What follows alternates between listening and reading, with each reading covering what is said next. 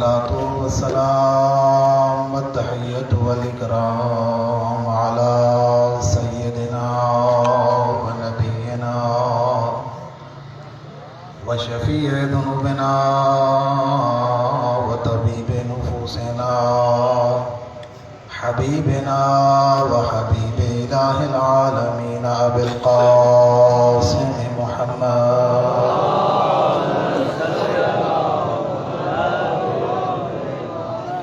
ثم الصلاة والسلام على ابن عمه ووزيره ووصيه وخليفته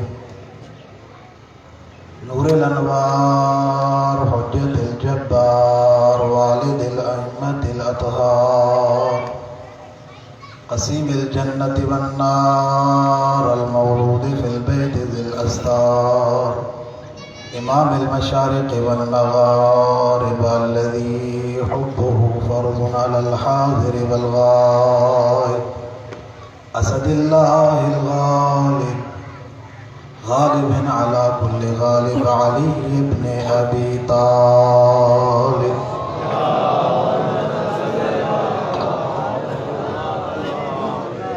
وعلى آله الطيبين الأطهرين المعصومين المنتجبين الذين قال الله تبارك وتعالى في شأن عصمتهم وطهارتهم في القرآن إنما يريد الله ليذهب عنكم الرجس أهل البيت ويطهركم تطهيرا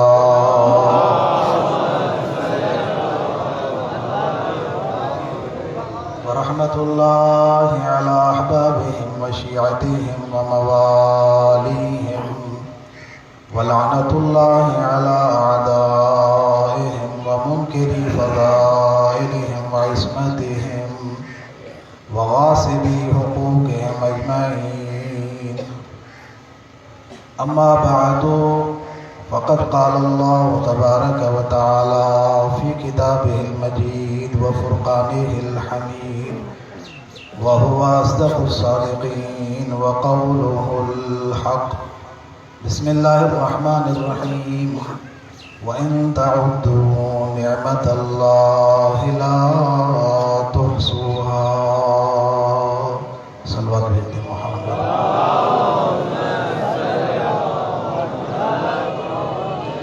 عزیزان محترم اللہ رب العزت آپ کی مجلس اپنی بارگاہ میں قبول فرمائے دعا ہے جتنے مومنین اس مجلس اعزا میں دعائیں لے کر آئے ہیں اللہ رب العزت تمام مومنین کی دعائیں اپنی بارگاہ میں مستجاب فرمائے جو مومنین مریض ہیں اللہ رب العزت اس مجلس اعزا کے صدقے میں انہیں شفاء کاملہ و عاجلہ عنایت فرمائے دعاؤں کی قبولیت کے لیے امام کے ظہور میں تعجیل کے لیے باوز بلندر صلوات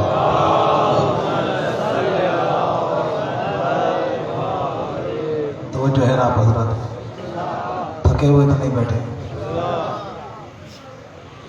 عزیزان محترم اللہ رب العزت نے اس کائنات میں جتنی چیزیں خلق کی ہیں کوئی مخلوق خدا کی ایسی نہیں ہے جو بے مقصد ہو اللہ کی جتنی مخلوقات ہیں ہر مخلوق کا کوئی نہ کوئی ہدف ہے بے مقصد اللہ نے کسی کو پیدا نہیں کیا ساری مخلوق کا کوئی نہ کوئی ہدف ہے اگر ہم کسی ایسی چیز کو دیکھیں کہ جس کے خلقت کا مقصد ہمیں سمجھ میں نہ آئے یعنی جتنی چیزیں اللہ نے خلق کی ہیں مقصد ضرور ہے ان کی خلقت کا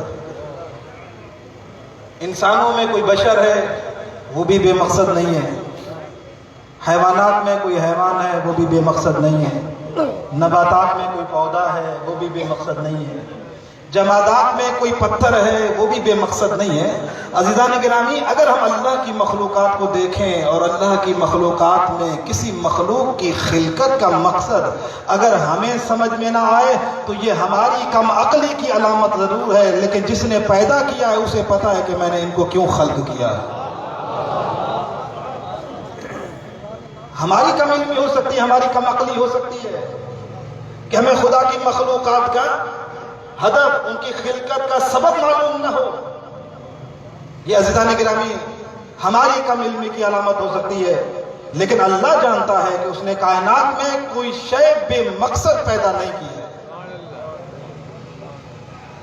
بس انسان کو یہ چاہیے کہ انسان کائنات میں اللہ کی ان بنائی ہوئی چیزوں کی خلقت کا مقصد بھی سمجھے اور اپنی خلقت کا مقصد بھی سمجھے کہ پروردگار یہ فرما رہا ہے، دیکھو اے انسان کہ میں نے پوری کائنات کو تیرے لیے خلق کیا ہے اور انسان تجھے اپنے لیے خلق کیا ہے۔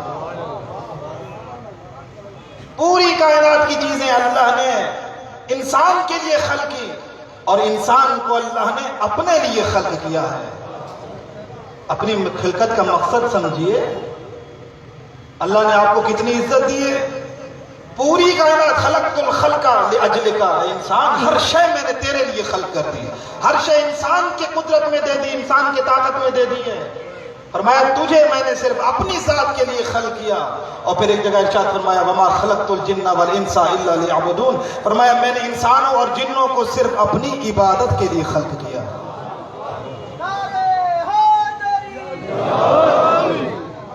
اللہ قرآن میں کہہ رہا ہے میں نے انسانوں کو اپنی خلقت اپنی عبادت کے لیے پیدا کیا، اور اب اگر انسان خدا کی عبادت ہی نہ کرے، اس کے پاس اللہ کو سجدہ کرنے کا وقت ہی نہ ہو، بتائیں جس مقصد کے لیے اللہ نے پیدا کیا وہ مقصد تو پورا نہیں ہوا۔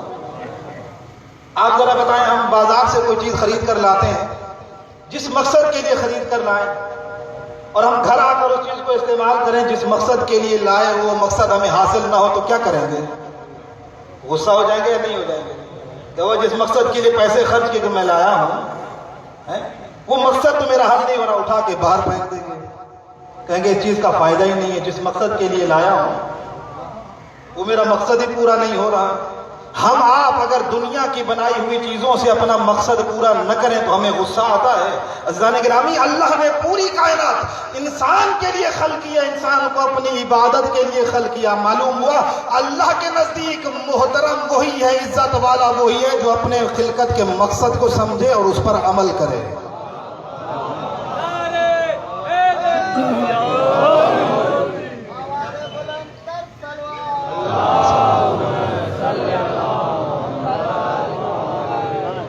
وہ کیسا انسان ہے کہ جو اپنی خلقت کا مقصد بھول جائے کہ اللہ نے مجھے کیوں خلق کیا؟ عبادت کے لیے خلق کیا تو خدا کی عبادت کرے نا انسان۔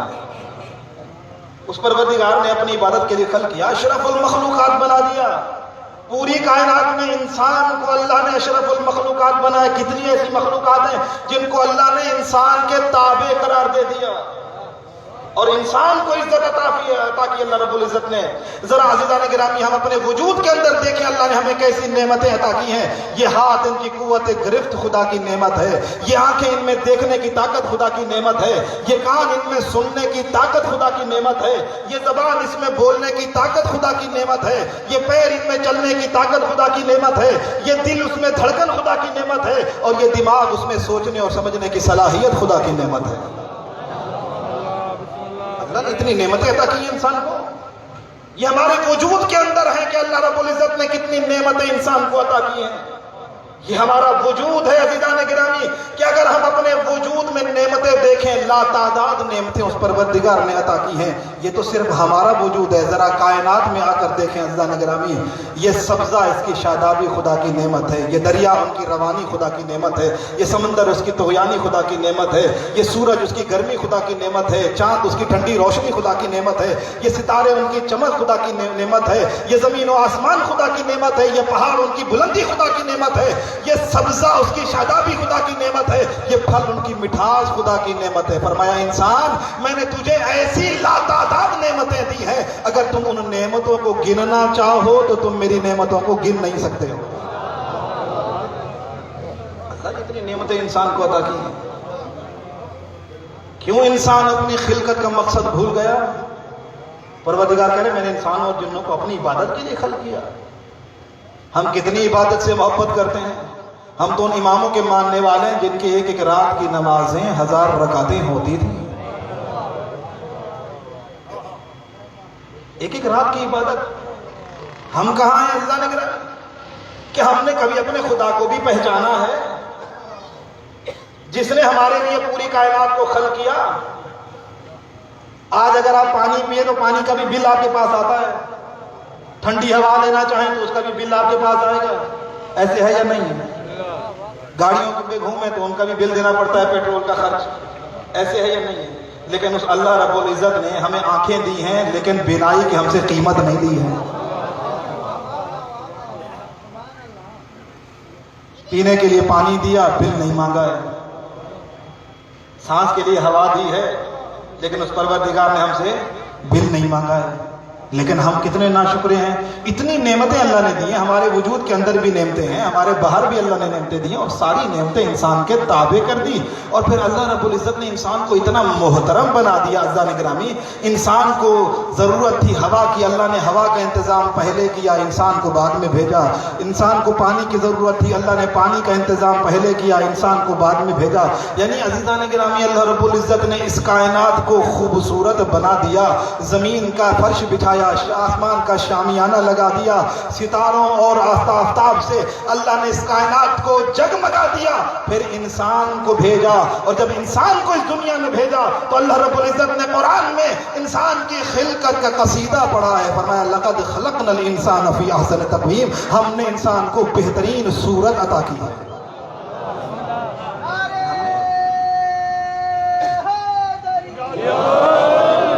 ہم نے انسان کو خوبصورت وجود عطا کیا، اتنی نعمتیں اس رب العزت نے عطا کی ہیں، پوری کائنات کو انسان کے لیے خلق کیا اور انسان کو اپنی عبادت کے لیے خلق کیا۔ ساری نعمتیں اللہ نے دی، صرف بدلے میں یہ مانگا کہ میری معرفت حاصل کرو، میری عبادت کرو، اور مجھے تم سے کچھ نہیں چاہیے۔ عزیزان گرامی، اتنی نعمتیں اللہ نے بغیر کچھ مانگے انسان کو دی ہیں، اور پھر قرآن میں فرمایا ان الانسان لظلوم کفار، اللہ کہتے ہیں ہم نے اتنی نعمتیں انسان کو دے دی، لیکن بدلے میں انسان کیسا ہے؟ اللہ کہتا ہے انسان بڑا ہی ناشکرا اور نا انصاف ہے۔ اللہ قرآن میں فرمایا انسان بڑا ناشکرا ہے، بہت نا انصاف ہے انسان میں نا انصافی ہے، نا شکری ہے۔ خدا دے رہا ہے تو بھی راضی نہیں ہے، اگر کبھی اس نے آزمانے کے لیے محبت کرتا ہے، کچھ لے لیتا ہے، تب بھی انسان شکوہ کرتا ہے خدا کا۔ ہم کہاں زندگی گزار رہے ہیں؟ ہمیں کتنی اپنے اللہ کی معرفت ہے؟ عزیزان گرامی، اپنے خدا کی معرفت حاصل کریں، وہ کہ جس کی پہچان کے لیے آل محمد اس کائنات میں آئے، جس پروردگار کو پہچانوانے کے لیے آئے۔ ہمیں چاہیے کہ ہم اس پروردگار کی پہچان کریں، اس اپنے پروردگار کو مانیں، اس کی معرفت حاصل کریں، اس لیے کہ وہ ہمارا خالق ہے۔ عبادت اس نے مانگی ہم سے، عبادت بغیر معرفت کے نہیں ہوتی ہے، پہلے معرفت چاہیے پھر ہم اس کی عبادت کریں گے نا عزیزان گرامی۔ لیکن یہ کب ہوگا؟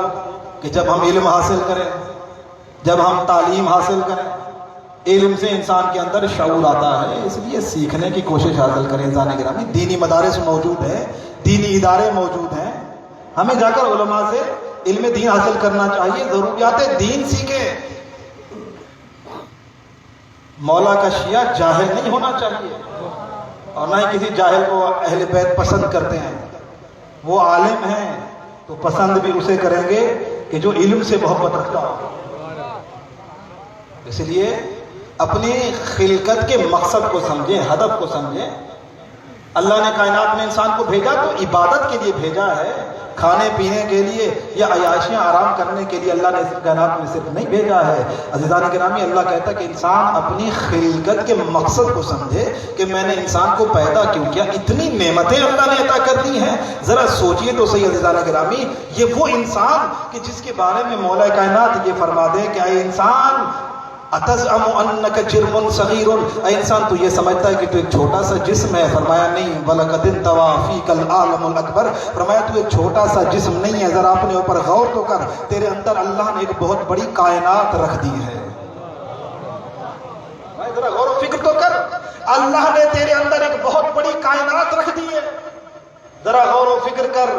کہا تو ایک چھوٹا سا جسم نہیں ہے، بہت بڑی کائنات تیرے اندر ہے۔ عزیزان گرامی، ہمارے معصومین تو ہمیں آئے خدا کی معرفت سکھانے کے لیے۔ علی مولا ایک جگہ پھر ارشاد فرماتے ہیں من عرف نفسہ فقد عرف ربہ، جس نے اپنے آپ کو پہچان لیا اس نے اپنے رب کو پہچان لیا۔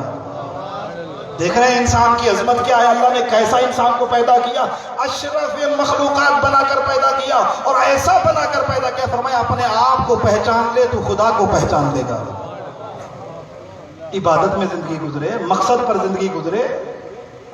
ذرا آئیے اہل بیت کے فرامین پڑھیے، مولا کائنات کی نہج البلاغہ تو پڑھیں، نہیں معلوم ہم نے مولا علی کے ارشادات کو پڑھا یا نہیں پڑھا، محبت تو رکھتے ہیں لیکن ایک لمحہ فکریہ ہے، پتہ نہیں ہم نے کتنے دفعہ مولا کی کتاب کو پڑھا ہے۔ معلوم ہے غیروں نے نہج البلاغہ کو بہت پڑھا ہے، افسوس یہ ہے کہ ہمارے اپنوں نے مولا کی کتاب کو کبھی دیکھا ہی نہیں ہے۔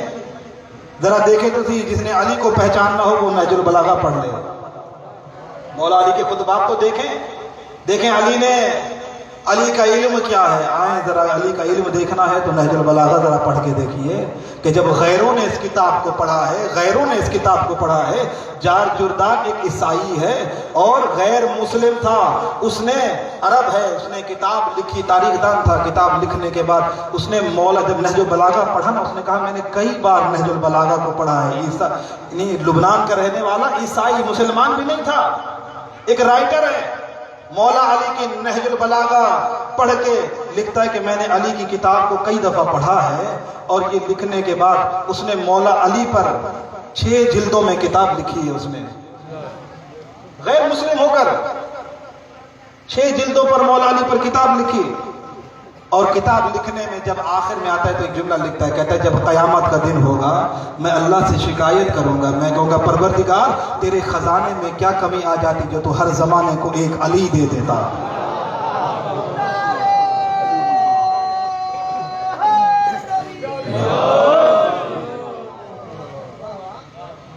غیروں نے پڑھا ہے علی کو، پروردگار تیرے خزانے میں کیا کمی آ جاتی، ہر زمانے کو ایک علی دے دیتا۔ یہ اس غیر مسلم کے الفاظ ہیں جس نے مولا علی کی کتاب علم کو پڑھا ہے، نہج البلاغہ کو پڑھا، جس میں علی کے خطبات ہیں، علی کے فرمان ہیں، مولا علی کے خطوط اس میں ہیں۔ ذرا پڑھیے تو صحیح، علی کا علم دیکھیے کہ جب کسی انگریز نے علی کی اس کتاب کو پڑھا تو ایک جملہ لکھتا ہے، کہتے ہیں میں کائنات میں تحقیق کرنے کے لیے نکلا تھا، کہتے ہیں میں نے بہت سے لوگوں کو پڑھا، لیکن جب علی کی اس کتاب کو پڑھا، کہتے ہیں پڑھنے کے بعد میری حیرانگی کی انتہا رہ گئی کہ میں کائنات میں تحقیق کر رہا تھا، جب میں نے علی کی کتاب کو پڑھنا شروع کیا، کہتے ہیں میں نے دیکھا علی نے آسمانوں کے بارے میں وہ باتیں بتائیں جو آج تک کائنات میں کسی نے بتائی نہیں ہے۔ کہا علی نے بتایا زمین کیسے خلق ہوئی، علی نے بتایا انسان کیسے خلق ہوئے، علی نے بتایا حیوانات کیسے خلق ہوئے، کہا علی نے چاند سورج کائنات کی ہر چیز کے بارے میں، ہر باریکی کے بارے میں علی نے بتایا، کہا اتنا تحقیق سے بتایا، اتنا علی نے علم بیان کیا ہے، کہا میں حیران رہ گیا، میں اس نتیجے پر پہنچا ہوں کہ یا تو کائنات علی نے بنائی ہے یا جب کائنات بن رہی تھی علی دیکھ رہے تھے۔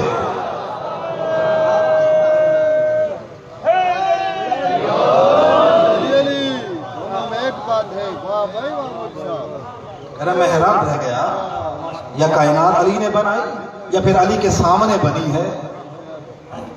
عزیزان گرامی یہ ہے علی، آ جائیں علی مولا کے دروازے پر، اس سے بہتر دروازہ پھر کوئی نہیں ہے کائنات میں۔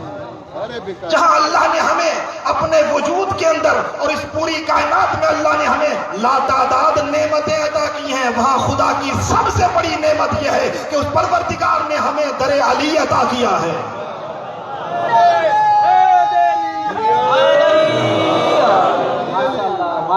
اس سے بڑھ کر کوئی اور دروازہ نہیں ہو سکتا ہے۔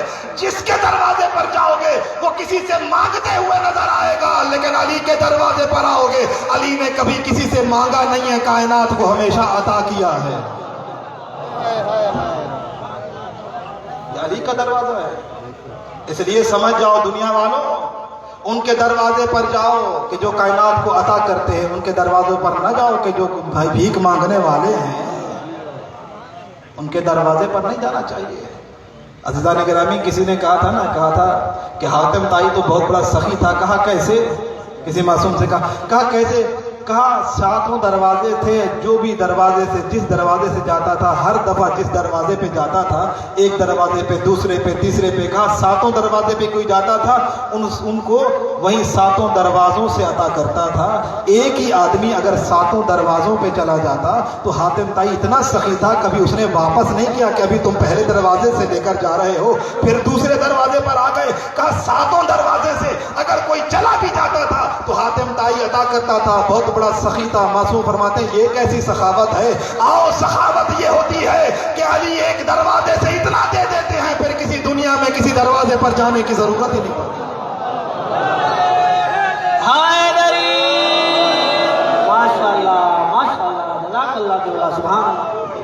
یہ در اہل بیت ہے۔ دنیا کے پاس جائیں، کسی کو سخاوت چاہیے، کسی دروازے پر بھٹک رہا ہے، کسی کو شجاعت چاہیے، کسی دروازے پر جائے گا۔ عزیزان گرامی، کسی کو علم چاہیے، کسی دروازے پر جائے گا۔ لیکن اللہ کا شکر ادا کرے کہ ہمیں در در نہیں بھٹکنا پڑتا۔ اللہ نے ہمیں علی کا دروازہ دیا ہے جہاں سارے کمالات جمع ہو جاتے ہیں، وہ در علی ہے۔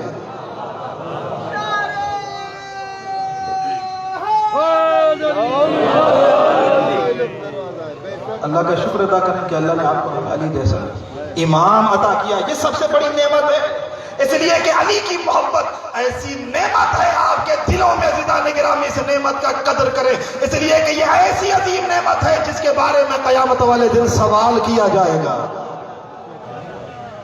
وہاں شرمندہ نہیں ہونا پڑے گا۔ اللہ کا شکر ادا کریں، اللہ نے علی کی ولایت جیسی نعمت عطا کی ہے۔ قرآن میں ارشاد ہوا واقفوہم انہم مسئولون، انہیں روکو، ابھی ہمیں ان سے سوال کرنا ہے۔ سنیں گے روایت کا کہتی ہے کہ جب قیامت کے دن ہوگا، کچھ لوگوں کو فرشتے لے کر جا رہے ہوں گے جنت کی طرف، پیچھے سے آواز آئے گی روکو روکو، ابھی ان سے ہمیں سوال کرنا ہے۔ عرض کریں گے پروردگار نمازیں بھی دیکھ لی، روزے بھی دیکھ لیے، حج بھی ہے، خمس ہے، زکوٰۃ ہے، پروردگار کون سا ایسا عمل ہے جو رہ گیا؟ سارے عمل تو پورے ہیں۔ آواز قدرت آئے گی رک جاؤ، ابھی ان سے اہم سوال کرنا ہے، ابھی ان سے ولایت علی کے بارے میں سوال باقی ہے۔ ابھی علی کی ولایت کے بارے میں سوال کرنا ہے۔ عزیزان گرامی، اس لیے امام اسے ماننا چاہیے کہ جو آخرت میں عزت عطا کرے۔ یہ فیصلہ ہے، قرآن کہہ رہا ہے یوم ندعو کل اناس بامامہم، ہم قیامت والے دن ہر شخص کو اس کے امام کے ساتھ اٹھائیں گے۔ امام ایسے کے بناؤ جو دنیا میں بھی عزت دے، جو آخرت میں بھی عزت دے، کیونکہ قرآن کی ایک آیت کہتی ہے کچھ امام ایسے بھی ہیں جو آگے آگے چلتے ہیں، لعنت ان کے پیچھے پیچھے چلتی ہے۔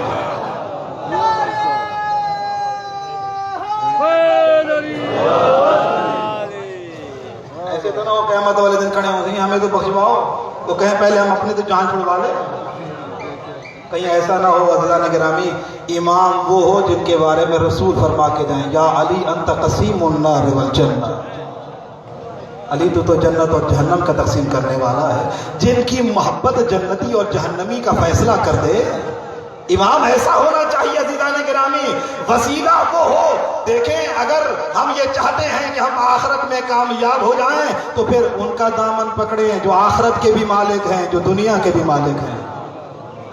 یہ در اہل بیت ہے۔ یہاں شرط یہ ہے کہ ادب کے ساتھ جھکنا ہوگا، یا نیت کا مسئلہ ہے، یہ نیت کا سودا ہے۔ اگر نیت نیک کوئی دروازے پر آ جاؤ، یہ اتنا نواز دیتے ہیں پھر کسی دروازے پہ جانے کی ضرورت نہیں پڑتی ہے۔ اللہ کا شکر ادا کریں کہ اللہ نے آپ کو اور ہمیں علی جیسا امام عطا کیا۔ عزیزان گرامی، یہ محبت علی ہی تو ہے کہ جو ایمان اور نفاق کا فیصلہ کرتی ہے، کون مومن ہے کون منافق ہے۔ یہ ہماری بات نہیں ہے، اس لیے کہ یہ صحابہ کہتے ہیں کننا نعرف المنافقین فی عہد رسول اللہ ببغضہم علیہ، کہ ہم رسول اللہ کے زمانے میں، صحابہ کہتے ہیں ہم رسول اللہ کے زمانے میں منافق کو علی کے ذریعے پہچانتے تھے، نام علی لیتے تھے، پتہ چل جاتا تھا مومن ہے یا منافق ہے۔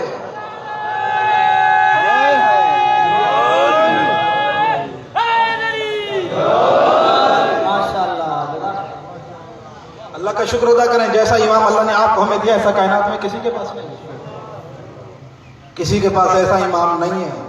اس لیے کہ ہر ایک آج کل اس چکر میں ہے جنت میں پہنچ جائے۔ عزیزان گرامی، جنت میں انسان جا نہیں سکتا جب تک کہ پل صراط سے نہ گزرے۔ पुल्ले सराज से ना गुजरे। आप देखिए खुद पहले खलीफा ये कह रहे हैं, कहते हैं कि देखो ला यजूज़ु अहदुन इस्सरात इल्ला मन कतब लहु अलीयुल जवाज, का जन्नत से कोई गुजर, पुल्ले सराज से गुजर के जन्नत में जाना है, पुल्ले सराज से कोई गुजर नहीं सकता जब तक अली का लिखा हुआ परवाना ना हो। टिकट चाहिए, उस वक्त तक तो कोई पुल्ले सराज से गुजर के जा ही नहीं सकता। अब ये उन्होंने भी बता दिया, देखो अगर आखिरत में कामयाब होना है किसी के दरवाजे पे ना जाना, अली के दरवाजे पर आ जाओ, आखिरत भी कामयाब हो जाएगी, दुनिया भी कामयाब हो जाएगी।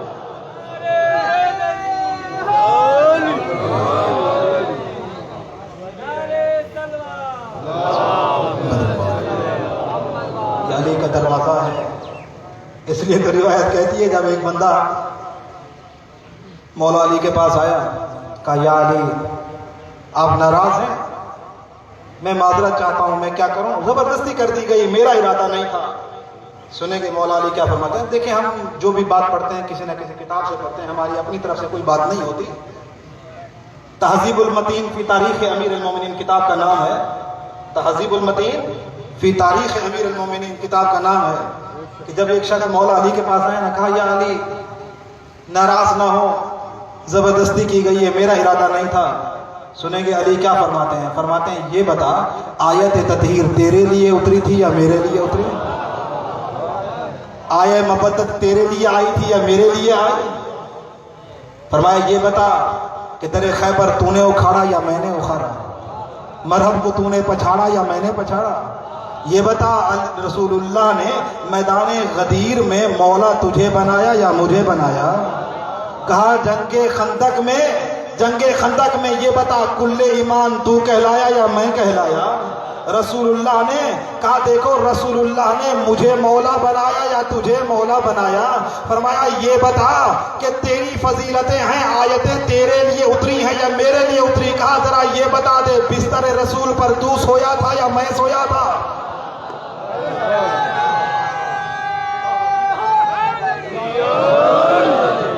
पता जब जनाब अब्दुल्ला इब्न मसूद से पूछा गया था, बहुत बड़े सहाबी हैं जनाब अब्दुल्ला इब्न मसूद, कहा अली की फजीलत के बारे में कोई हदीस है आपके पास। सुनेंगे जनाब अब्दुल्ला इब्न मसूद बहुत बड़े सहाबी रसूल हैं, जब पूछा गया अली की फजीलत के बारे में कोई हदीस है आपके पास, सुनेंगे क्या कहते हैं, कहते हैं अली की 4 फजीलतें ऐसी हैं कि अगर पूरी कायनात की हुकूमत मुझे दी जाए, नूह जितनी उम्र मुझे अता कर दी जाए और पूरी कायनात की नेमतें मुझे अता कर दी जाए और अली की उन 4 फजीलतों में से एक फजीलत मुझे मिल जाए, मैं वो फजीलत खरीद लूंगा, कायनात की हुकूमत दे दूंगा। वो 4 फजीलतें कौन सी हैं? कहा उनमें सिर्फ एक मिल जाए मैं कायनात की हुकूमत दे दूंगा। वो कौन सी फजीलतें हैं? कहा पहली फजीलत ये है कि जो अली को मिली, अगर मुझे हुकूमत कायनात की मिल जाए मैं वो कायनात की हुकूमत कुर्बान कर दूंगा, वो एक फजीलत खरीद लूंगा। कहा वो फजीलत जो अली को मिली है वो ये है कि अली बिस्तर रसूल पर सोए, अली बिस्तर रसूल पर सोए। कभी हमने सोचा है कि कितने रसूलुल्लाह के परवाने थे, कितने बड़ी बड़ी शख्सियात थी। आज वो लोग कि जिनके लिए जन्नत की खुशखबरियां लोग सुनाते हैं कि फुला वो है, उनको रसूलुल्लाह जन्नत की खुशखबरियां सुना गए थे, लोग इसी पे खुश हैं कि रसूलुल्लाह ने उनको जन्नत की खुशखबरी सुनाई। ये नहीं देखा अली वो हैं जो जन्नत जहन्नम के तकसीम करने वाले। अली का मुकाबला करते सारी जिंदगी रजी अल्लाह रजी अल्लाह रजी अल्लाह, लेकिन ये कभी ना देखा वो कौन है जिनकी रिजा पे अल्लाह राजी होता है। मुकाबला उनसे करने आ गए जिनकी रिजा से अल्लाह राजी हो जाए। का बिस्तर रसूल पर अली सोए, ये सबसे बड़ी फजीलत है। कभी हमने सोचा है कि कितने ऐसे थे रसूलुल्लाह के परवाने, आशिक रसूल थे, लेकिन रसूलुल्लाह ने अली को बिस्तर पर क्यों सुलाया? और भी तो बहुत सारे थे, किसी को सुला देते। रसूलुल्लाह पर जान देने वाले थे, कई ऐसे थे کسی اور کو بھی سلا سکتے تھے، لیکن اپنے بستر پر علی کو کیوں سلایا؟ عزیزان گرامی، بہت غور و فکر کرنے کے بعد ایک راز ذہن میں آیا، سمجھ اس وقت آئی عزیزان گرامی، اس لیے کہ رسول اللہ تقیے کی حالت میں رات میں گئے، اور جب رسول اللہ گئے عزیزان گرامی، رسول اللہ جب گئے تو بستر پر علی کو سلا کے گئے، کافر ساری رات ارد گرد گھومتے رہے، دیکھ کر کہتے ہیں یہ رسول سوئے ہوئے ہیں، یہ محمد سوئے ہوئے ہیں۔ عزیزان گرامی، اب راز ہمیں سمجھ میں آیا کہ رسول اللہ نے علی کو کیوں سلایا، اس لیے کہ کرنا تھا تقیہ، ایسے کو سلایا جو سوئے تو محمد لگے۔ رسول اللہ اس لیے سلا کے گئے کیونکہ رسول اللہ کے جسم سے نور نکلتا تھا، رسول اللہ نے کسی بے نور کو اپنے بستر پر نہیں سلا سکتے تھے، اسے اپنے بستر پر سلایا، جس کے بارے میں فرمایا انا وعلی من نور واحد، میں اور علی ایک ہی نور کے دو ٹکڑے ہیں۔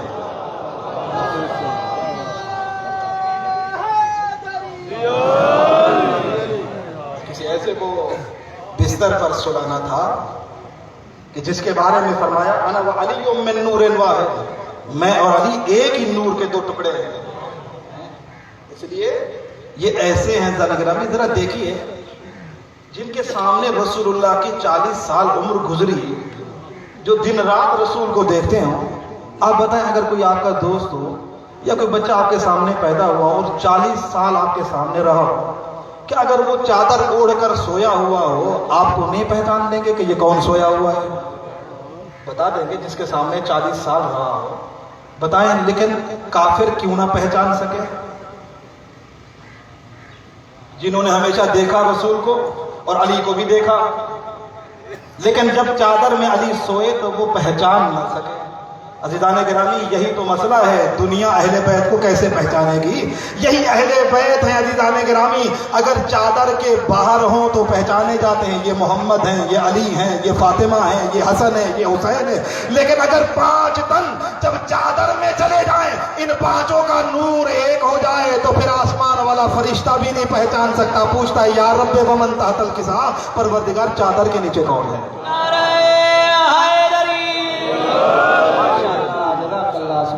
یہی تو آل محمد کا تعارف ہے، یہی آل محمد کا تعارف ہے، جب چادر میں آ جائیں تو پھر روز کا آنے والا فرشتہ بھی نہیں پہچان سکتا، وہ بھی ان کے نور کو نہیں درک کر سکتا۔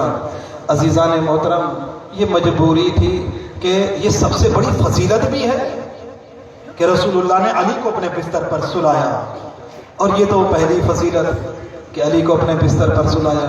اچھا، ایک مجبوری یہ تھی کہ آپ ذرا دیکھیے، ہمیں وجہ معلوم ہوئی کہ جب بی بی ام حبیبہ نے، رسول اللہ کی بیوی ہیں اور ابو سفیان کی بیٹی ہے، رسول اللہ کی زوجہ ہے، ایک دن ابو سفیان اپنی بیٹی کے گھر آئے، رسول اللہ کے گھر داماد کا گھر ہے، آ کر بیٹھ گئے رسول اللہ کے بستر پر۔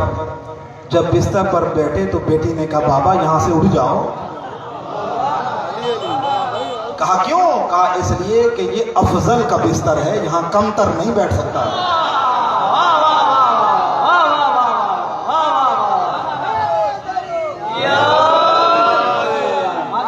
کہا بابا یہ افضل کا بستر ہے، یہاں کم تر نہیں بیٹھ سکتا۔ میں کہوں گا ام حبیبہ آپ نے تو ہمارا مسئلہ ہی حل کر دیا، جب تھوڑی دیر کے لیے کوئی کم تر افضل کے بستر پر بیٹھ نہیں سکتا ہے، کوئی کم تر پوری رات افضل کے بستر پر سو کیسے سکتا ہے؟ اس لیے تو علی کو سلا کے گئے، افضل کے بستر پر افضل ہی سوئے گا، کوئی کمتر نہیں سو سکتا ہے۔ عزیزان گرامی، رسول اللہ جب گئے تھے نا تو کافروں اور مشرکوں کی امانتیں رسول اللہ کے پاس تھیں، مشرکوں اور کافروں کی امانتیں ہمارے رسول کے پاس۔ اچھا، یہاں سے ہمیں یہ درس بھی ملتا ہے کہ کوئی کافر ہو یا مشرک ہو، کبھی اس کا مال نہ کھانا، یہ نہ سمجھنا کہ کافر ہے مسلمان نہیں ہے میں اس کا مال کھا جاؤں۔ ہمارے رسول کے پاس کس کی امانتیں تھیں؟ کافروں کی امانتیں تھیں۔ ایسی امانت دکھائی، ایسا کردار پیش کیا کہ کافر بھی جس کو صادق و امین کہیں وہ ہمارے رسول ہیں۔ اب رسول اللہ کے پاس تھی امانتیں۔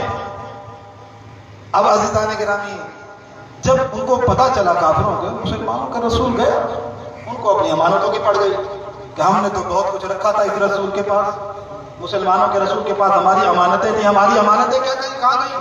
کہا گھبراؤ نہیں، وہ اپنی امانتیں اپنے وارث کے حوالے چھوڑ کے گئے ہیں، تمہیں تمہاری امانتیں مل جائیں گی۔ جب صبح آئے نا امانتیں لینے کے لیے، سنیں گے اب وجہ کیا تھی کہ علی کو اپنے بستر پر سلا گئے؟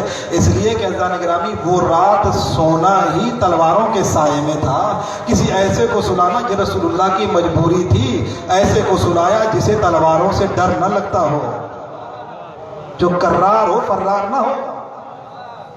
تو جب صبح ہوئی امانتیں لینے والے آئے اور امانتیں لینے کے لیے آئے اور کہا کہ آپ کے بھائی کے پاس ہماری امانتیں تھیں، مولانا نے کہا ہے بتاؤ۔ تو انہوں نے سوچا کہ آج موقع بڑا بہترین ہے، جس کو امانتیں دی تھی وہ ہے نہیں، لکھ پڑھ کوئی ہے نہیں، تو کیوں نہ آج تھوڑا زیادہ ہی ہاتھ لگا دیا جائے۔ اس زیادہ کے ہاتھ مارنے کے چکر میں جس کی تھوڑی تھی انہوں نے زیادہ بتائی۔ ان کو کیا پتا، امانتیں تو ہم نے محمد کے پاس رکھی تھی، ان کو تو پتہ ہی نہیں ہے۔ جب انہوں نے امانتیں بتائیں، مولا نے کہا کہ اس میں امانتیں تو اتنی نہیں ہیں جتنی تم بتا رہے ہو۔ کہا نہیں ہماری اتنی ہے۔ جب مولا نے کہا کہ نہیں صحیح بتاؤ کس کی امانت کتنی ہے، انہوں نے سوچا کون ہے پوچھنے والا، جس کے پاس رکھی تھی وہ ہے نہیں، پھر انہوں نے غلط بتائی۔ جب غلط بتائیں تو علی بولتے ہیں اب تم پیچھے ہٹ جاؤ، اب تم نہیں بتاؤ کہ امانتیں کس کی کتنی ہے، اب تم نہیں بولو گے، پیچھے ہٹ جاؤ، وہاں کھڑے ہو جاؤ، اب تم نہیں تمہاری امانتیں بولیں گی، اور صرف امانتیں بولیں گی نہیں، یہ بھی بتائیں گی کس کس کی ہے اور کتنی کتنی ہے۔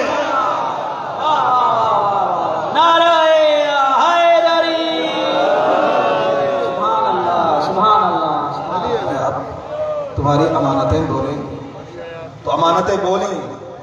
اب رسول اللہ ایسے کوئی تو چھوڑ کر گئے تھے اپنے بستر پر۔ عزیزان گرامی، یہ فضیلت مولا کائنات ہے۔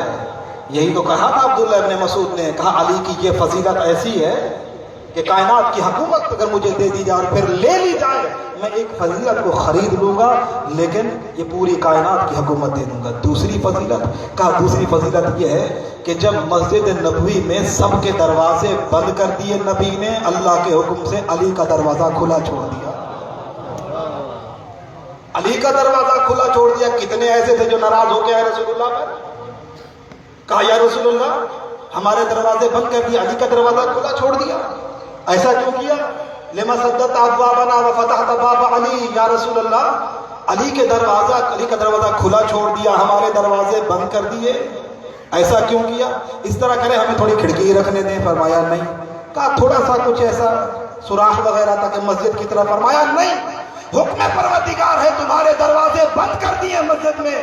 کہا یا نبی اللہ صرف ہمارے دروازے کیوں؟ فرمایا دیکھو مجھے اللہ نے حکم دیا ہے میں تمہارے دروازوں کو بند کر دوں، علی کے دروازے کو کھلا چھوڑ دوں۔ کہا یا رسول اللہ کیوں؟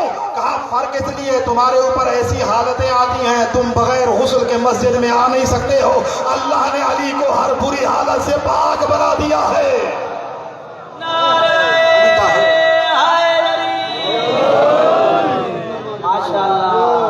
علی ایسی حالتوں سے پاک ہیں، یہ ہیں کہ جن کو اللہ نے پاک و پاکیزہ بنا کے بھیجا ہے۔ اس کائنات میں ان سے پاک و پاکیزہ ہے کون کہ جیسا اللہ نے ان کو پاک و پاکیزہ بنایا ہے۔ یہ در علی ہے عزیزان گرامی، اس دروازے پر آئیں، جو کچھ لینا ہے اس دروازے پر آ جائیں، کائنات کی ہر نعمت آپ کو یہاں، ہر فضیلت آپ کو اس دروازے سے ملے گی۔ کہا اور کون سی فضیلت ہے؟ کہا فضیلت علی کی کہ جب رسول اللہ نے حضرت ابو بکر کو بھیجا تھا، کہا جاؤ سورت براءت لے کر جاؤ اور جا کر مشرکین مکہ کو سناؤ۔ یہ پڑھیے، تاریخ پڑھیے عزیزان گرامی، کچھ لفظ اپنی طرف سے نہیں ہے، یہ تاریخ ہے، اس کو دوسروں نے بھی لکھا ہے۔ کہا رسول اللہ نے جب بھیجا تھا پہلے خلیفہ کو، کہا کہ جاؤ یہ جا کر مشرکین مکہ کو سورہ براءت کی تلاوت کر کے سناؤ۔ جب وہ لے کر گئے تو جبرائیل اترے، یا رسول اللہ اللہ حکم دے رہا ہے یہ فریضہ یا آپ خود انجام دیں یا پھر اسے بھیجیں جو آپ جیسا ہو۔ یا رسول اللہ یا خود جائیں یا پھر اسے بھیجیں جو آپ جیسا ہو۔ عزیزان گرامی، یہی تو فضیلت ہے اہل بیت کی۔ ہم اس لیے کہتے ہیں کہ اہل بیت کا مرتبہ رسول اللہ کے بعد اہل بیت کا مرتبہ ہے، صحابہ کا مرتبہ نہیں ہے۔ صحابہ کا مرتبہ بعد میں آتا ہے، پہلے اہل بیت کا مرتبہ ہے۔ اس لیے کہ ہر میدان میں آپ دیکھیے، چادر تطہیر میں ہوں تو بھی اہل بیت رسول کے ساتھ ہیں، چادر تطہیر میں اہل بیت رسول اللہ کے ساتھ، میدان مباہلہ میں بھی اہل بیت رسول اللہ کے ساتھ ہیں۔ تو اس لیے ہم کہتے ہیں کہ آپ ادب رکھیں، ہم بھی مانتے ہیں صحابہ کو، لیکن ہم یہ کہتے ہیں کہ جو قانون کی بات ہے، جو اصول کی بات ہے وہ مانیں، جہاں اہل بیت کا مرتبہ ہے اہل بیت کو رکھیں۔ اس لیے کہ آیت تطہیر اہل بیت کے بارے میں اتری ہے اور کسی کے بارے میں نہیں اتری ہے۔ یہ عظمت اللہ نے اہل بیت کو عطا کی ہے۔ افسوس یہ ہوتا ہے عزیزان گرامی دنیا والوں پر کہ انہوں نے اہل بیت کو بھلا دیا، ادھر ادھر بھٹک رہے ہیں۔ یہی دروازہ ہے در اہل بیت۔ تو کہا کہ آیت اتری اور جبرائیل اللہ کی طرف سے پیغام لے کر آئے، یا رسول اللہ یہ جو آپ نے تبلیغ کے لیے بھیجا ہے یہ اسے بھیجیں یا تو خود جائیں یا پھر اسے بھیجیں کہ جو آپ جیسا ہو۔ اب اس سے بڑھ کر مولا علی کی فضیلت اور کیا ہو عزیزان گرامی، کہ جن کے بارے میں یہ ارشاد ہو کہ وہ رسول جیسے ہیں۔ اسی لیے تو ایک مرتبہ رسول خدا مسجد نبوی میں کھڑے ہوئے ہیں اور ہاتھوں پر کچھ پتھر ہیں اور پتھر رسول اللہ کے ہاتھوں پر کلمہ پڑھ رہے ہیں، رسول اللہ کے ہاتھوں پر پتھر کلمہ پڑھ رہے ہیں۔ عزیزان گرامی ایک منافق بیٹھا ہوا تھا، کہا یا رسول اللہ مجھے بھی دیں، میں بھی اٹھاؤں۔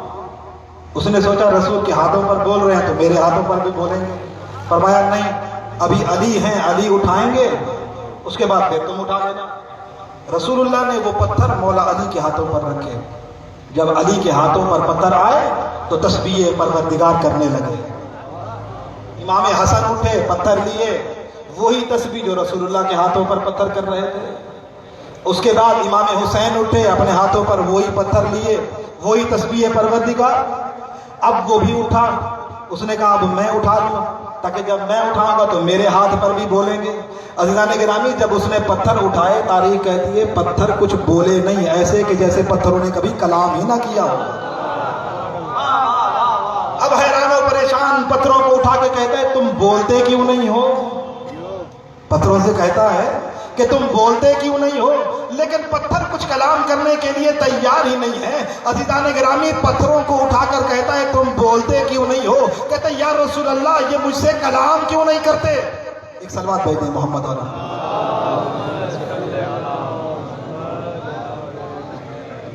کہا ابھی تو بول رہے تھے، رسول کے ہاتھوں پر بھی پتھر بولے، علی کے ہاتھوں پر بھی بولے، حسن کے ہاتھوں پر بھی بولے، امام حسین کے ہاتھوں پر بھی بولے۔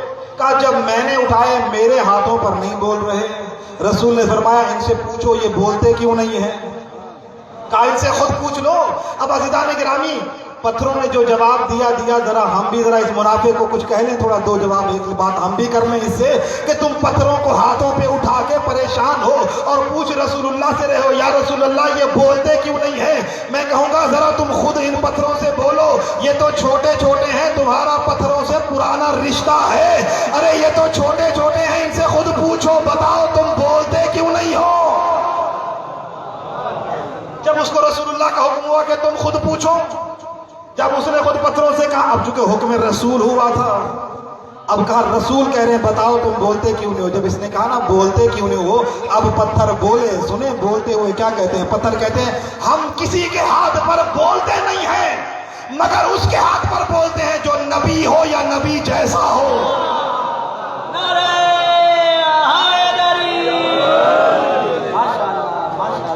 ہم صرف بولتے ہی اس کے ہاتھ میں ہیں جو نبی ہو یا نبی جیسا ہو۔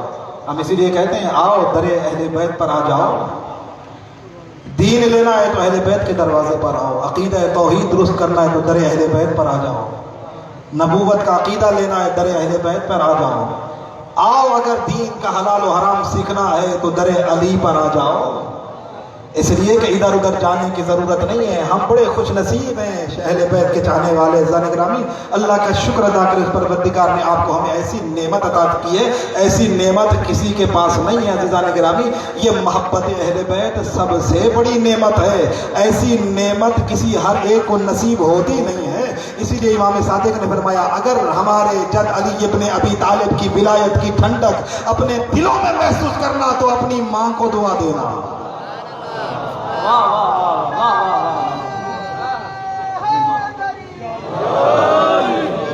فرمایا اپنی ماں کو دعا دینا.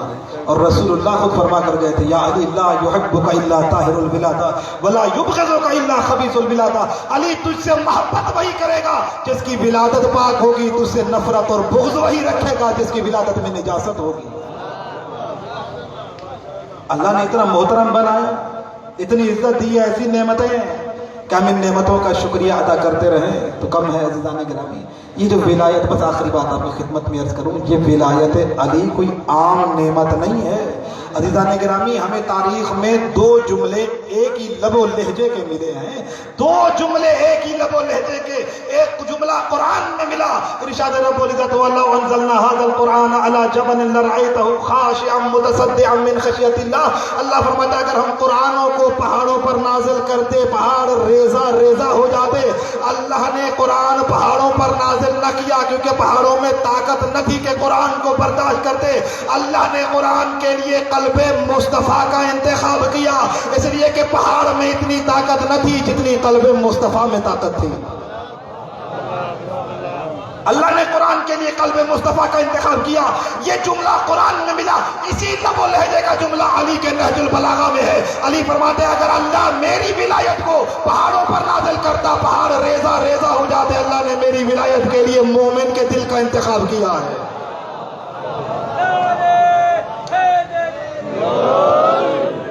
قلب مومن کا انتخاب, ولایت علی کے لیے اللہ نے قلب مومن کا انتخاب کیا ہے. یہ ولایت علی دلوں میں ہے, اتنی عظیم نعمت اللہ نے دی ہے. تو پھر ہم بھی ثبوت دیں کہ ہم بھی اہل بیت کے سچے شیعہ ہیں, ہم ان کے سچے ماننے والے ہیں. وہ کیسا شیعہ ہے کہ نماز کے وقت گھر سویا رہے, آذان ہوتی رہے, اس کو پرواہ ہی نہ ہو. علی کا سچا شیعہ ایسے ہوتا ہے کہ آذان سننے کے بعد پرواہ ہی نہ ہو, نہ کبھی روزے کا پتہ ہو. نہیں حضرت, ہمارے امام پاک ہیں, وہ ہدایت کے لیے آئے. ہم نے دین در اہل بیت سے لیا ہے, کسی اہل غیر کے در سے نہیں لیا. اسی لیے میں نے سکھر میں یہ جملہ کہا تھا, میں نے کہا کہ